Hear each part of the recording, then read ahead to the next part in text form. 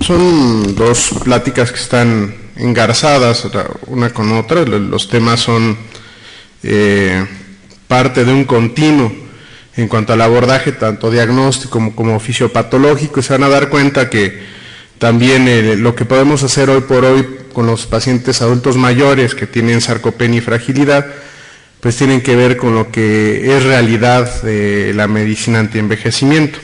Entonces no es casualidad que hayan quedado juntas estas pláticas. También es importante que ustedes sepan que la fragilidad, si nosotros revisamos los conceptos previos a los años 90 y lo revisamos a finales de esta última década del 2000, ha ido en evolución constante. Lo que sabemos actualmente sobre los adultos mayores no es por mucho lo que sabíamos hace 30 años, ni lo que vamos a aprender en las próximas décadas. Entonces, deben de ser gentiles con los conceptos. No es una situación en la que no queramos saber o que haya desidia, simplemente el proceso de aprendizaje y de experimentación ha sido lento en este sentido. Como definición actual tenemos la fragilidad es un estado fisiológico. Esto es importante. Todos nosotros, conforme vayamos envejeciendo, vamos a llegar a un estado de fragilidad en mayor o menor grado.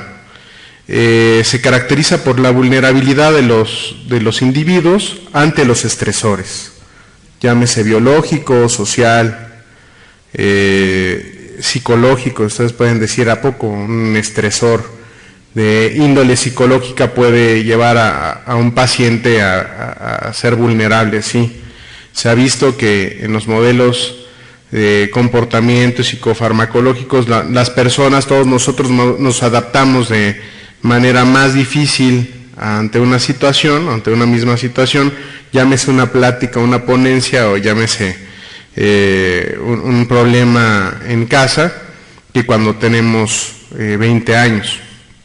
Entonces, es esta incapacidad para adaptarse al estrés lo que conocemos como fragilidad. Algunos autores también lo comentan como homeoestenosis, o la disminución o el estrechamiento de la capacidad de obtener la homeostasis.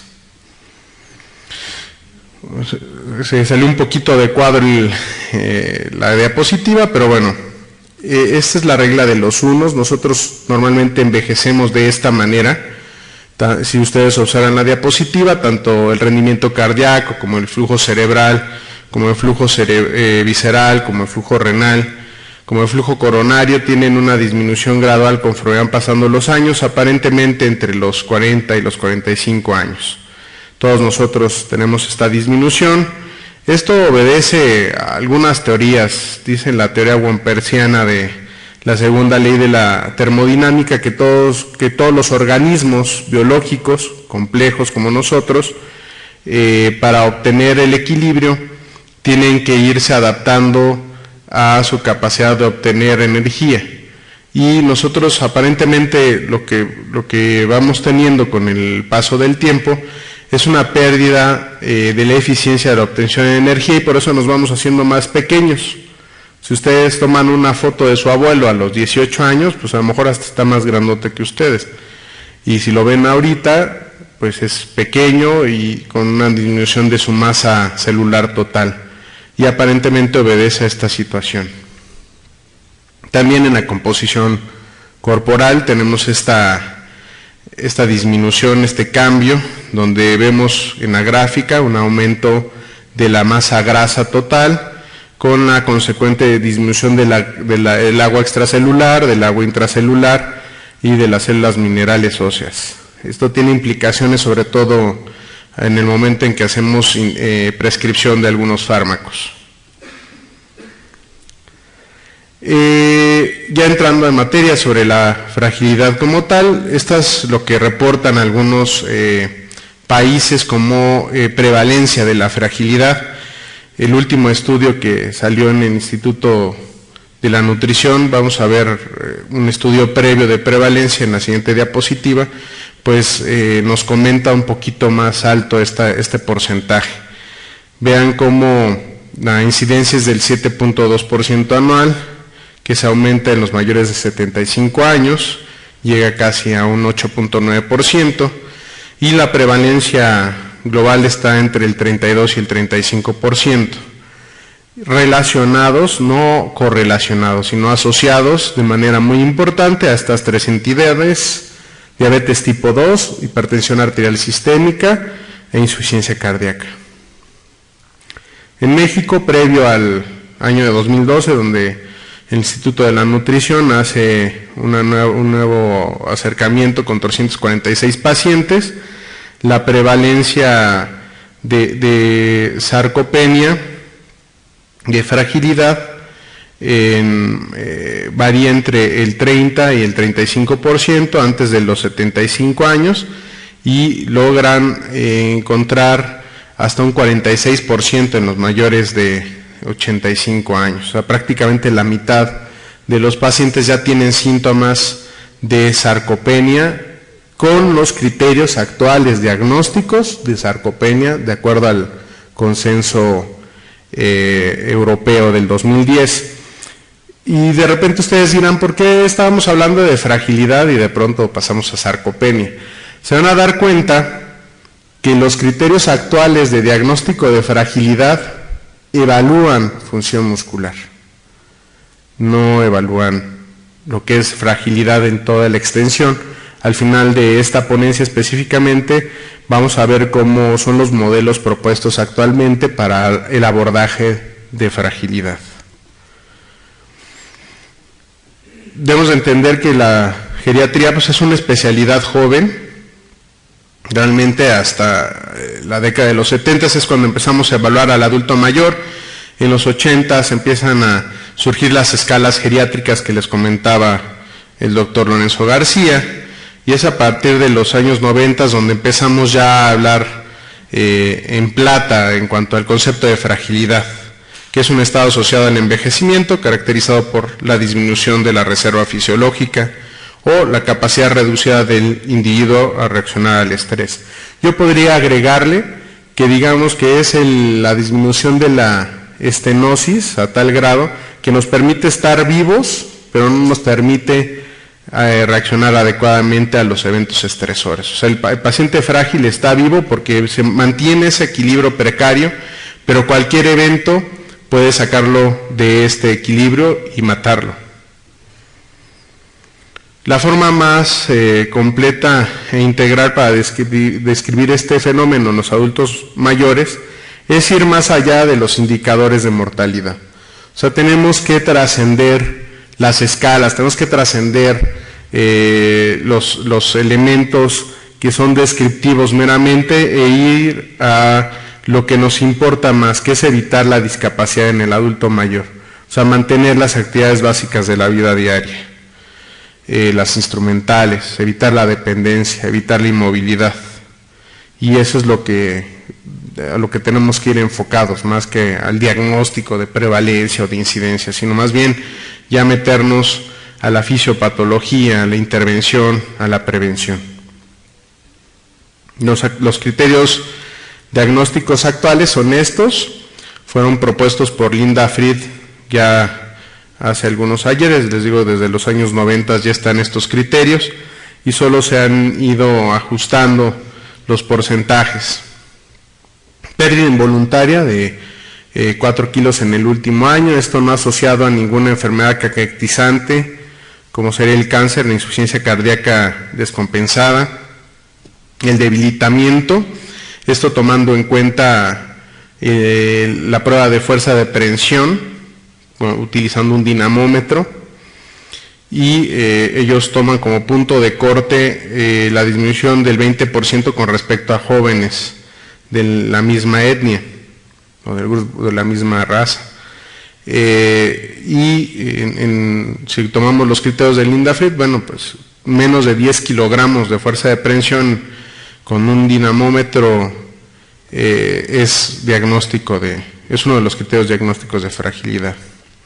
Por la resistencia y energía disminuida, esto el paciente lo refiere. O sea, el paciente adulto mayor que se refiere fatigado es una herramienta muy útil para saber su estado general de salud. Hace aquel que se autocalifica o que se autopercibe como fatigado, como que sus capacidades están disminuyendo, a menos que tenga depresión, es uno de los criterios que también debemos de tomar en cuenta. La disminución del gasto calórico, también al día. La lentificación, igual la pérdida del 20% de la velocidad de la marcha a 4 metros. Y lo que les hablaba del gasto calórico, el nivel de actividad física disminuido, con una disminución de este gasto calórico de menos de 400 kilocalorías semana o menos de 800 metros al día de actividad física. Y aquí vienen los puntos de corte de diferencia entre hombres y mujeres: 383 kilocalorías en hombres y 270 kilocalorías en mujeres, por las diferencias antropométricas. También tenemos otros autores que nos comentan índices pronósticos, como Bonfoy en Europa, donde comenta que la desproporción entre el aumento de la masa grasa total y la disminución de la masa ósea es uno de los factores principales. Un paciente que tiene disminución del volumen óseo total y va aumentando su masa grasa, es un paciente que está en factor de riesgo para inmovilizarse y morir. Aquí es importante comentar que las formas actuales para medir las proporciones de composición corporal no son las mejores, y no en todos lados hay absorbimetría de rayos X, no en todos los lugares hay impedancia bioeléctrica con impedanciómetros de buena calidad de 5 electrodos que hagan medición por segmentos diferencial. Entonces realmente nos pone en un brete, porque todo lo que está determinado previo en composición corporal, como es la medición por pliegues y las fórmulas antropométricas previas, no son útiles en los adultos mayores. Entonces es un reto para los geriatras actual empezar a determinar todas estas cosas.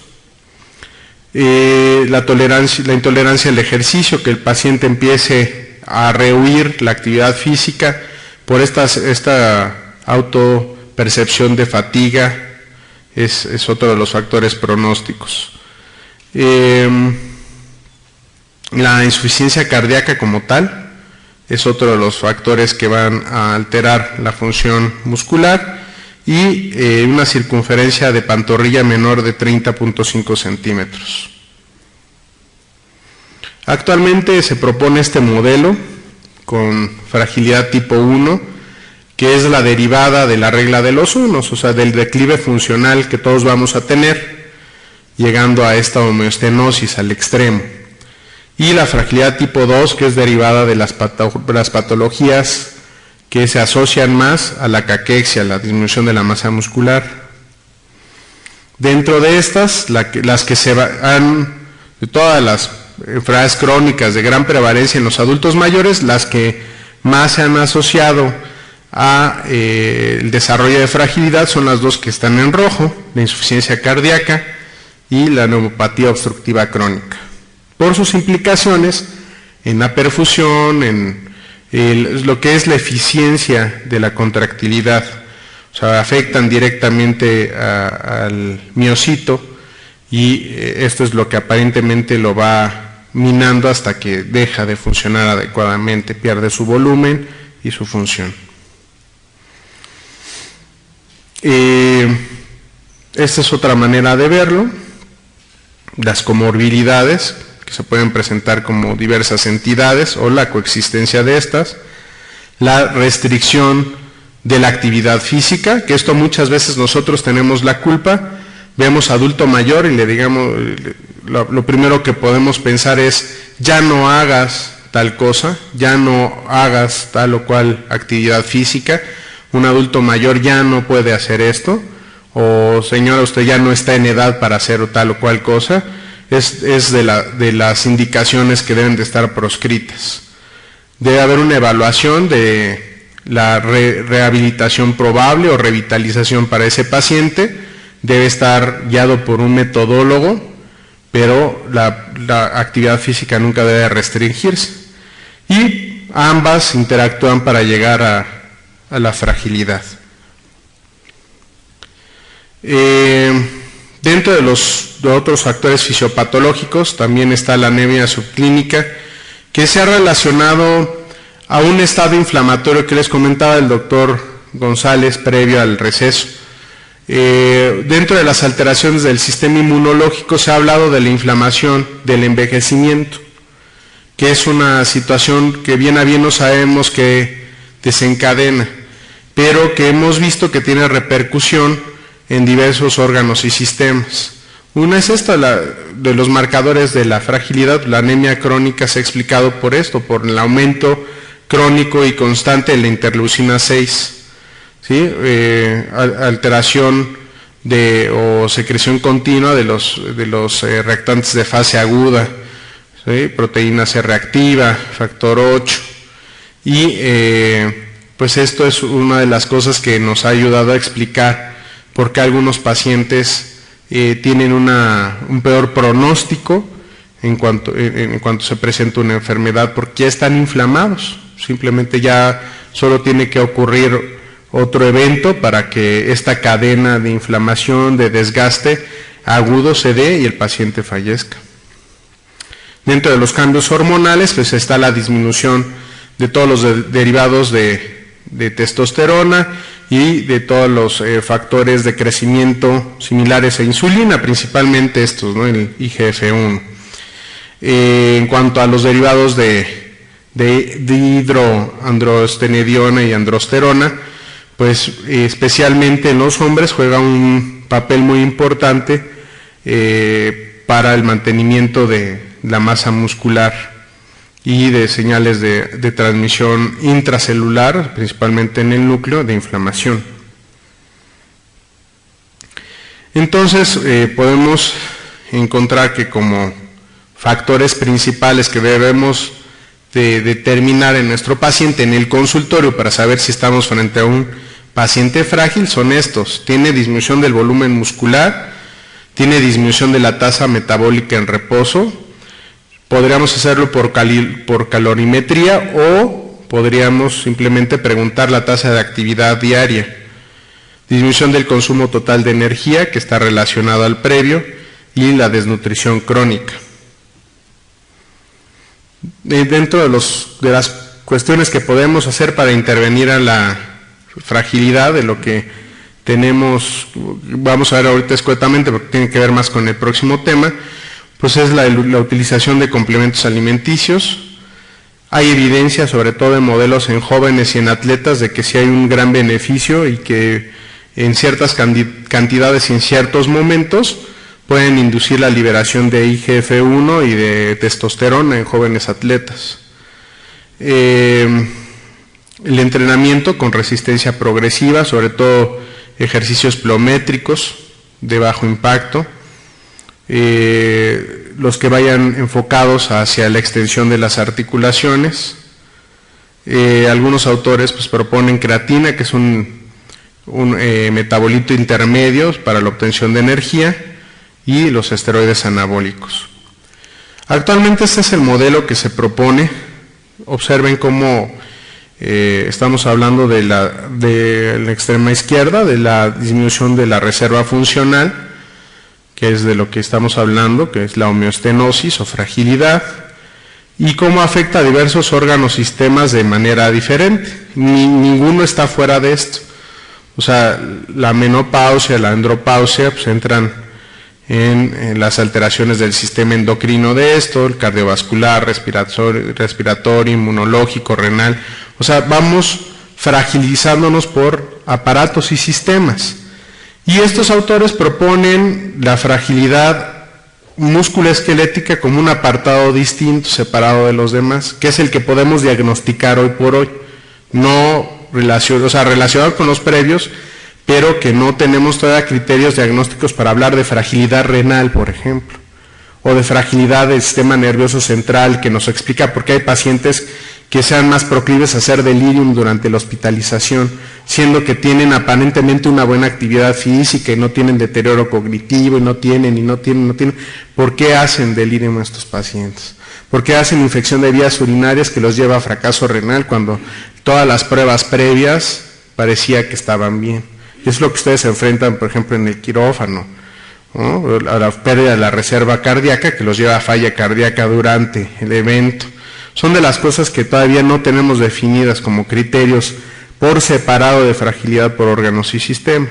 Lo que sí sabemos es que pues, hay posibles factores causales, principalmente los genéticos, ¿sí? O sea, esto es algo a lo que tenemos que llegar a la evaluación por genotipo de esto, el estilo de vida, que es muy importante.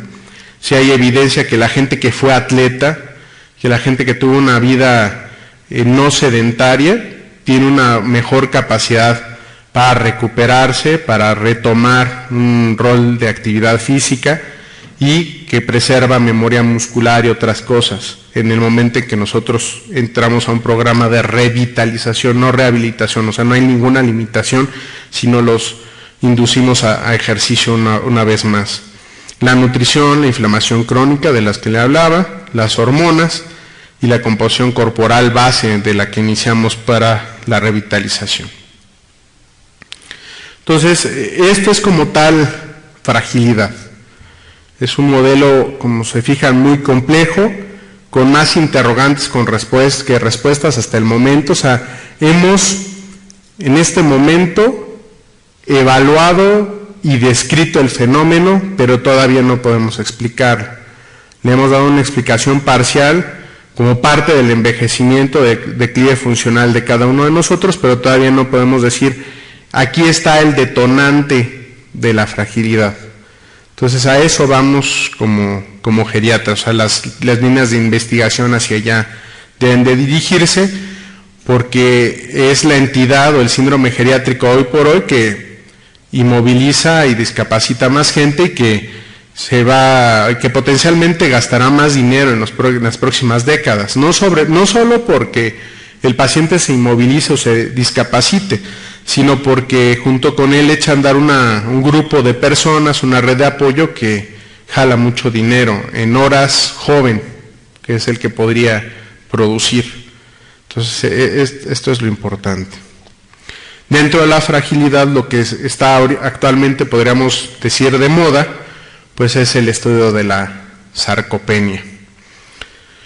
Y pues es uno de los eventos deleterios más importantes asociados a la edad, la pérdida de la masa muscular de manera involuntaria, de la fuerza y de la función asociada a esto, ¿sabe? De nuestra función locomotora. Baumgartner en Nuevo México es uno de los estudios más grandes que se ha realizado por medio de una determinación antropométrica. Arroja esta prevalencia de sarcopenia entre el 13.5 y 16.9% en los hombres y 23.1 y 24.1% en las mujeres. Se fijan, la tasa de coeficiente de variación en las mujeres es mucho menor, alrededor del 10% nada más, y en los hombres es más amplia. Esto aparentemente porque las variaciones hormonales en las mujeres es más homogénea, se da a una misma edad, y en los hombres la andropausia, que aunque algunos autores digan que no existe, que es un mito como el Yeti, sí existe. O sea, sí hay un declive de la secreción hormonal en los hombres, pero es más heterogénea. Y pues esto es del Consenso Europeo de 2010, cuya reunión también se dio en Cancún, y ustedes vean el porcentaje de masa muscular que se pierde por década hasta los 80%, hasta los 80 años, que se refiere pues, entre un 15 a un 20% de pérdida muscular total, ¿no? a los 70 años, y de ahí aumenta. Ellos consideran esta zona como una zona umbral donde el riesgo de muerte pues, es mucho mayor. Aquí el problema es que nosotros no tenemos determinado como grupo racial cuál es el volumen muscular normal en los jóvenes, entonces difícilmente podemos empezar a determinar algunas otras cosas más que lo que habíamos comentado hace rato, que que es la circunferencia de pantorrilla, donde ya se han hecho estudios, donde sí el factor de tener menos de 30 centímetros de pantorrilla y es un factor de riesgo para caídas, para discapacidad y para muerte. Estos son los 3 criterios que se proponen en el Consenso Europeo de Sarcopenia para diagnosticar sarcopenia. Necesitamos 2 de estos 3 para hacer el diagnóstico: poca masa muscular determinado por tomografía, por DEXA, por absorbimetría de rayos X, y hasta por impedancia bioeléctrica; pérdida de la fuerza muscular determinado por dinamometría; y bajo rendimiento físico. Esto estamos hablando de la tasa de actividad física, y aquí lo que ellos proponen pues es el uso de la escala corta de desempeño físico, SPPB por sus siglas en inglés. Si el SPPB es menor de 8 puntos, el paciente tiene alto riesgo de caída. Si está por arriba de los 10 puntos, es el desempeño esperado. Entre los 8 y 10 sería el lugar umbral, o sea, tiene riesgo de caídas, pero podríamos hacer intervención. La disminución de la masa muscular apendicular, para que hagamos diagnóstico de sarcopenia, debe ser por debajo de 2 desviaciones estándar con respecto a los jóvenes de la misma etnia. Les repito que esto pues, ni siquiera lo tenemos determinado actualmente, entonces es difícil. O sea, este es el concepto que maneja el Consenso Europeo, este es el concepto que maneja el mundo. Sin embargo, si ustedes se ponen a revisar esto, no hay un lugar donde esté determinado que digan, bueno, pues los anglosajones tienen de masa muscular total en promedio o la media 57% de masa muscular total corporal. Entonces ya podríamos sacar las desviaciones estándar y decir, bueno, pues este adulto mayor tiene un 30%, ya está en sarcopenia. No hay algo así. Entonces, pues consérvelo como un concepto, pero todavía nos falta avanzar con respecto a esto. La prevalencia reportada en menores de 70 años pues es del 13 al 24%, y en mayores de 80 años es el 50%, que era lo que les comentaba en la plática de fragilidad. Metabolismo bajo, alteraciones de la termorregulación, o sea, la alteración de la percepción del frío, o sea, el que percibe más frío es un paciente que ya tiene alterada su masa muscular. El aumento de la resistencia a la insulina. Recuerden que uno de los músculos, uno de los órganos que más utilización de insulina tiene, o que es un órgano blanco por su número de receptores de insulina, pues es el músculo. Entonces, una de las características que hemos visto en los pacientes frágiles es que empiezan a tener un periodo de aumento de resistencia a la insulina, empiezan a tener hiperglucemia, y entonces nuestra respuesta ante esta situación es ponerlos a dieta, o sea, dietas carenciales, y no coman, se lo chupa la bruja. Y sobre de eso les ponemos hipoglucemiantes. Resultado, los sarcopenizamos más y se mueren más.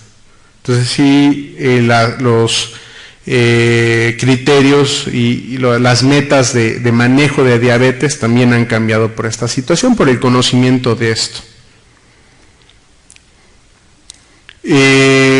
Como les comentaba, pues lo que tenemos a la mano para medir la masa muscular pues es el DEXA, ¿sí? La absorbimetría dual de rayos X. También hay quien propone índices de masa muscular por la altura. Quiero decirles que nosotros lo hemos intentado realizar en nuestro hospital con poco éxito, no por el número de pacientes, sino porque no ajusta lo que se está proponiendo por estos autores con la realidad. Entonces sí, tenemos que empezar a generar nuestra propia casuística y nuestras propias formas de medición. Acuérdense que estos son coeficientes, y los coeficientes simplemente nos dan constantes de variación que van a ser diferentes de una población a otra. Entonces, bueno, para que lo podamos englobar, o por qué la fragilidad y la sarcopenia prácticamente, o más bien lo que hemos estudiado de fragilidad, pues en función a la sarcopenia es por esto. Si ustedes ven este cuadro y ven el modelo previo de sarcopenia y todo lo que hemos hablado sobre fragilidad, pues prácticamente es lo mismo. O sea, sarcopenia es igual a disminución de la fuerza muscular, disminución del rendimiento físico, disminución de la actividad física, de la tasa de actividad, disminución de las capacidades para realizar las actividades básicas de la vida diaria instrumentales y disminución del volumen muscular. O sea, estamos dando vueltas sobre lo mismo en lugar de abocarnos más sobre otros conceptos de fragilidad y terminar de aterrizar el concepto de sarcopenia. En la sarcopenia no se toma en cuenta la calidad del músculo, sino nada más el volumen, por medio de los estudios que actualmente se utilizan para su evaluación. La miostatosis, la obesidad sarcopénica, también es otro de los elementos que no pueden ser evaluados por medio de la medición antropométrica. O sea, podemos tener pantorrillas muy gruesas que tengan una gran cantidad de grasa inter e intrafibra y que nos dé falsos positivos. O sea, realmente pues es un sarcopénico por función, aunque por volumen no lo sea. Y pues la discapacidad por trastornos de la marcha, el balance y la mortalidad. Que esto, pues pocas escalas abarcan todo. Y aparte el problema de que los trastornos de la marcha pueden tener muchos orígenes, no nada más la disminución del volumen muscular. La intervención nutricional, pues es una de las que ha rendido mejores frutos en cuanto a los estudios clínicos. Sí, mejorar la calidad de la nutrición y mejorar la actividad física es lo que ha dado frutos en cuanto a la mejoría de la resistencia, el equilibrio, la flexibilidad en los adultos mayores. Dentro de las intervenciones farmacológicas, solo el agregar vitamina D a doble dosis y calcio es lo que ha disminuido la pérdida del volumen óseo, a pesar de que se digan otras cosas en los estudios. Lo que ha disminuido en los metaanálisis hoy por hoy la fractura, por ejemplo, de cabeza de fémur, pues es el calcio y la vitamina D. Ninguno de los otros fármacos de intercambio ha ganado sobre esto.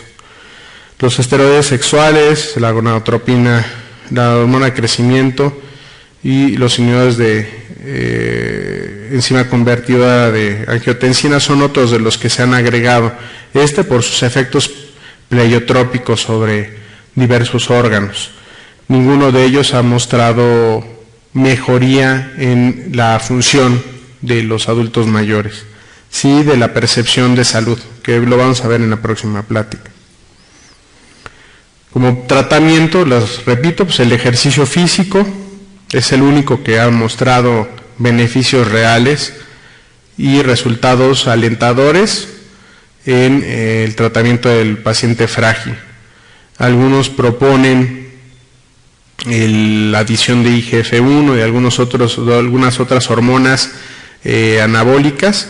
Sin embargo, como la metodología de ejercicio ha sido muy diversa en cada uno de estos protocolos de estudio, pues no ha sido fácil estandarizar cuál es la mejor. Lo que sí sabemos es que, bueno, hacer ejercicio, no importa cuál sea, siempre es bueno. Una dieta sana que, al menos en nuestra escuela de geriatría, es no restringir al adulto mayor ningún nutriente, a menos que pues era importante para el pronóstico de vida, y el sueño adecuado. Entonces, con esto terminamos lo que es sarcopenia y fragilidad, pero viene lo de mitos y realidades. Entonces, no se echen a correr todavía. Sí, claro. Si hay preguntas hasta este momento sobre el tema, o quieren ya ver lo de mitos y realidades, ¿sí? Prefieren ver la ruda verdad. A ver, déjenme. Esto es de internet. ¿Qué signos y síntomas se presentan en la sarcopenia y pueden presentarse antes de la vejez? Los signos y los síntomas ya los hablamos, ya hablamos del enlentecimiento, de la pérdida de la fuerza de prehensión, de la disminución de la tasa de actividad física y de la pérdida de peso inexplicable de 4 kilogramos. El modelo que nosotros tenemos de jóvenes frágiles son las modelos, las top models, que se fragilizan por la disminución de la dieta en proteínas. O sea, esas personas se han fragilizado, pierden masa ósea y pierden masa muscular y tienen todas las consecuencias que nosotros hemos visto de ser bulímico o de tener anorexia nervosa. Entonces sí, ese es el modelo en jóvenes que hemos estudiado más o que hemos visto más. ¿Cómo podemos diferenciar entre la fragilidad de la sarcopenia o de la sarcopenia si se presenta como un síntoma o un componente de la fragilidad? Era lo que les explicaba. Más bien lo que sabemos de sarcopenia pues es correspondiente a la fragilidad osteomuscular. ¿Sí? O sea, esto ha habido una confusión en los conceptos porque no tenemos una manera de explicar la fragilidad más que por medio de pruebas funcionales que tienen que ver con la función del músculo. Actualmente sabemos que hay otros órganos que se fragilizan, pero no hay conceptos de diagnóstico con respecto a esto. Los hemos visto, los hemos observado y sabemos que el paciente que tiene hipocolesterolema, que tiene hipotrigliceridemia, que tiene disminución de linfos, que tiene anemia crónica, es un paciente frágil, que tiene albúmina baja, pero no hay puntos de corte.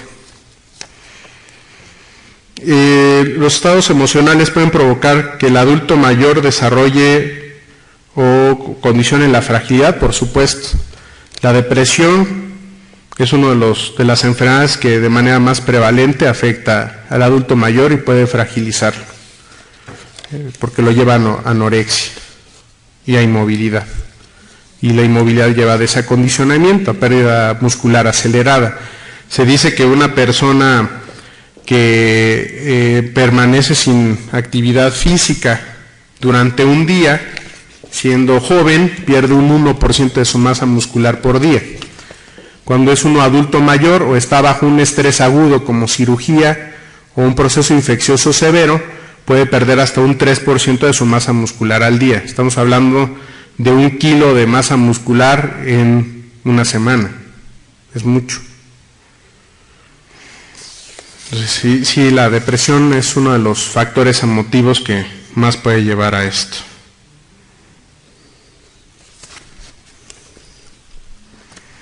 ¿Cómo ayudan los esteroides sexuales en la sarcopenia? Bueno, pues esto, acuérdense que los receptores que tenemos en el músculo son a testosterona principalmente. El problema de la mayoría de los protocolos al respecto es que la población, digamos, más común de adultos mayores de 75 años son mujeres. Entonces, no se ha visto un buen resultado en cuanto a las pruebas de capacidad muscular, a las baterías de desempeño físico, pero sí a la percepción de estado general. O sea, sí mejoran. ¿Y cómo? Pues porque mantenemos una cantidad de testosterona o de hormonas anabólicas constante que promueve el crecimiento muscular. Es como funciona, y es como funciona en los atletas que los utilizan, y así funciona en los adultos mayores, no hay una diferencia. La sarcopenia es algo que varía respecto a razas también, o solo lo han manejado como hombres y mujeres de acuerdo a la edad. Sí, la fragilidad debe de estudiarse por etnias. O sea, ya desde el principio sabemos que hay razas como los afroamericanos que tienen una mayor masa muscular desde jóvenes con respecto a nosotros o a los asiáticos. Entonces, sabemos de los síntomas no van a variar. Lo que sí va a variar es la composición corporal, y por eso se propone que estos puntos de corte deben de ser con respecto a los jóvenes de nuestra misma raza. ¿Cuál sería un buen tratamiento a un paciente con sarcopenia en cuestión a su alimentación? Pues la adición de elementos de proteínas libres en grasas o de aminoácidos esenciales. De acuerdo, se tendrá que evaluar el caso específicamente para ver cuál es su potencial de rehabilitación, si está inmóvil o no, pero es de los que más ha funcionado, la adición de proteínas en la dieta. Bueno, si no hay más, entonces vamos hacia mitos y realidades de la medicina antienvejecimiento.